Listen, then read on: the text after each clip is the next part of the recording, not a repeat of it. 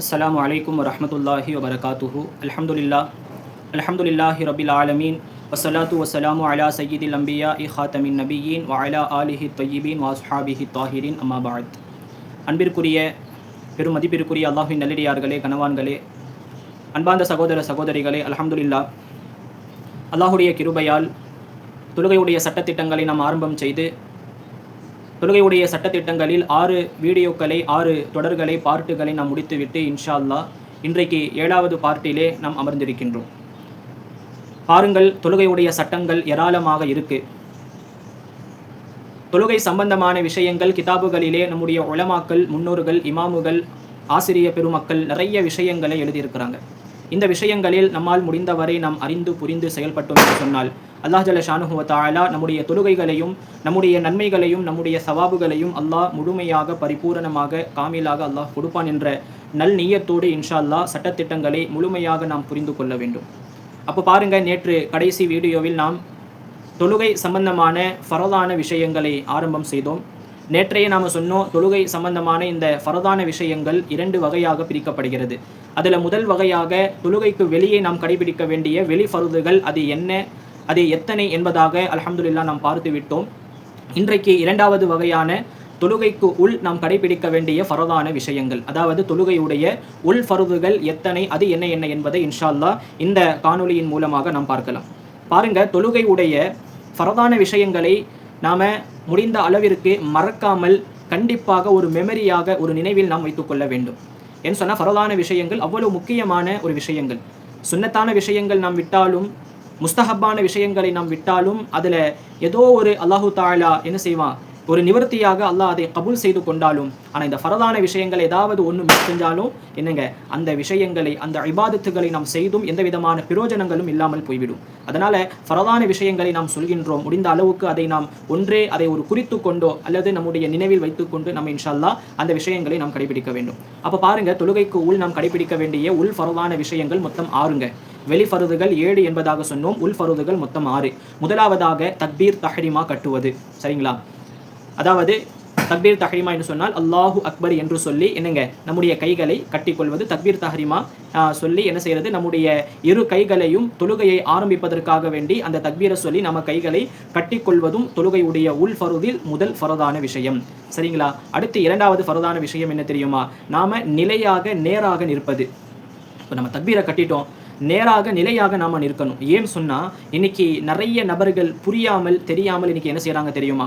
இப்போ இமாம் ருக்கூக்கு போயிட்டாருன்னு சொல்லி இமாம் ருக்கூக்கு போயிருப்பார், அல்லாஹு அக்பர்னு சொல்லி ருக்கூக்கு போயிருப்பார். ஒருத்தர் என்ன செஞ்சிருப்பார், பின்னாடியிலிருந்து சீக்கிரமாக வேகமாக ஓடி வந்து உடனே தக்பீரை கட்டி உடனே ருக்கூக்கு போயிடுவார். அப்படி ருக்கூக்கு போனால் அப்போ என்னங்க, அவருடைய தொழுகையை ஏற்றுக்கொள்ளப்படாது. ஏன்னு சொன்னால் அந்த ஷருத்தை அவர் விட்டு விட்டார்.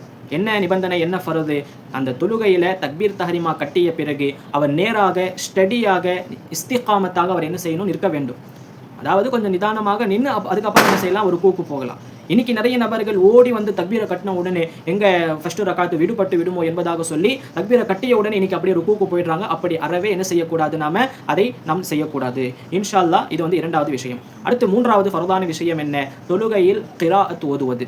கிராஅத் ஓதுவது அதாவது இப்போ வந்து நம்ம தனியாக நம்ம தொழுகிறோம், ஒரு முன்ஃபரிதாக நம்ம தொழுகிறோம். சரிங்களா? அப்படி நம்ம தொழுவும் பொழுது என்ன செய்யறது, அந்த சூரா ஃபாத்திஹா, துணை சூரா, இது போல அந்த கிராஅத்தை நாம் என்ன செய்யறது, தொழுகையில் ஓதுவது. ஆனால் இதே ஒருத்தர் இமாமுக்கு பின்னாடி நின்று தொழுகிறாரு, நம்முடைய அஹ்னாஃப்கள் அந்த சட்டங்கள் பொறுத்தவரை இமாம் மட்டும் ஓதினால் போதும். இவர் என்ன செய்யணும், சாமித்தாக சுக்கூனாக அமைதியாக ஓர்மையோடு இவர் வந்து அந்த இமாம் ஓதக்கூடிய வசனங்களை இவர் என்ன செய்யணும், கவனமாக கேட்க வேண்டும். இதுதான் வந்து 3வது ஃபரதான உள் ஃபரதான விஷயம். அடுத்து 4வது உள் ஃபரதான விஷயங்களில் 4வது ஃபரதான விஷயம் என்ன?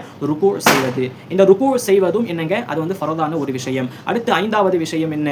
இரு சஜ்தாக்கள் செய்வது. இரு சஜ்தாக்கள் செய்வதும் உல் ஃபருதில் ஒரு முக்கியமான ஒரு ஃபருது. இது வந்து 5வது. அடுத்து கடைசி 6வது ஃபரதான விஷயங்கள் என்ன அப்படின்னு சொன்னா அத்தஹியாத்து அமர்வு அமர்வது. சரிங்களா? இப்போ 2 ரக்காத் தொழுகையாக இருந்தால் அந்த அத்தஹியாத்து அந்த ஓதுகிற அளவிற்கு என்ன செய்யறது, அமருவது ஃபரது. சரிங்களா? அது கூட ஒருத்தர் அமரலன்னு சொன்னா அது தொழுகை வந்து ஃபசாத் ஆயிடும், தொழுகை வந்து ஏற்றுக்கொள்ளப்படாது. அது 4 ரக்காத் தொழுகையாக இருந்தால் கடைசி அந்த அத்தஹியாத்து அமர்வு, அந்த அத்தஹியாத்து ஓதுகிற அளவுக்கு என்ன செய்யறது, அவர் அமர்வது. ஓதுவது, இதுவும் வந்து தொழுகையுடைய உள் ஃபரதான விஷயங்களில் 6வது விஷயம். அப்போ கண்ணியமான அல்லாஹ்வின் நல்லடியார்களே, இது வந்து தொழுகையுடைய உள் ஃபரதான விஷயங்கள்.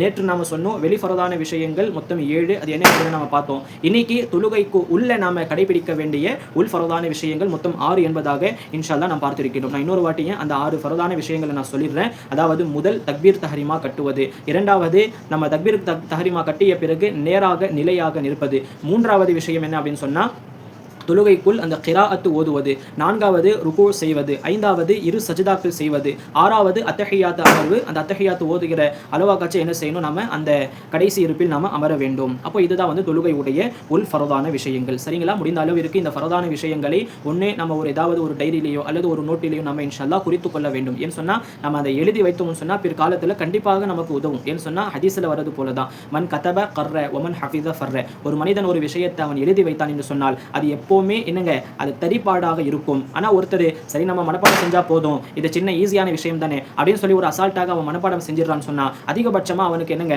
ஒரு 4-5 நாள் நினைவில் இருக்கும். அதுக்கப்புறம் வேற ஏதாவது ஒரு விஷயம் அவனுடைய மைண்ட்ல போன உடனே அந்த விஷயத்தை அவன் என்ன செய்வான், மறந்து விடுவான். இது வந்து ஹதீஸ்ல வரக்கூடிய வார்த்தை. அதனால இன்ஷா அல்லாஹ் இந்த முக்கியமான விஷயங்கள் நம்ம எல்லா விஷயங்களும் நம்ம எழுதாம இருந்தா கூட பரவாயில்லை, முடிந்த அளவுக்கு இந்த ஃபரதான விஷயங்களை முடிந்த அளவிற்கு நாம் மறக்காமல் இதை நாம் ஃபரதான விஷயங்களை சரியாக நம்ம செய்து அந்த அமல்களை செஞ்சோம்னு சொன்னா அல்லாஹ் ஜல்ல ஷானுஹு தஆலா நம்முடைய அமல்களை இபாதத்துகளை அல்லாஹ் முழுமையாக ஏற்றுக்கொள்வான் என்பதில் எந்த விதமான சந்தேகமும் இல்லை. இன்ஷா அல்லாஹ் இன்னைக்கு தொழுகையுடைய உள் ஃபரதுகளும் முடிஞ்சிருச்சு. அடுத்து நாளைக்கு இன்ஷா அல்லாஹ் தொடராக தொழுகை சம்பந்தமான இன்னும் சில பொதுவான விஷயங்கள். சரிங்களா? இப்போ இந்த வெளி ஃபரதுகள் உள் ஃபரதுகள் முடிஞ்சு நாளைக்கு இன்ஷா அல்லாஹ் தொழுகையில் நாம் கண்டிப்பாக அவசியமாக தெரிந்து கொள்ளக்கூடிய நம்ம கேட்கக்கூடிய சில முக்கியமான பொதுவான சட்டங்களை இன்ஷா அல்லாஹ் நாளைக்கு அடுத்தடுத்த வீடியோக்களில் நம்ம தொடராக காணொலியாக இன்ஷா அல்லாஹ் நாம் பார்க்கலாம். அல்லாஹ் ஜல்ல ஷானுஹு தஆலா கேட்ட விஷயங்களை உள்வாங்கி நாமும் அமல் செய்து மற்றவர்களுக்கும் அதை பகிர்ந்து அவர்களும் அமல் செய்து அவர்களின் மூலமாக அல்லாஹ் நமக்கும் அந்த நன்மைகளை மென்மேலும் அல்லாஹ் அதிகப்படுத்தி தந்தருள் புரிவானாக. ஆமீன். அஸ்ஸலாமு அலைக்கும் வரஹ்மத்துல்லாஹி வபரகாத்துஹு.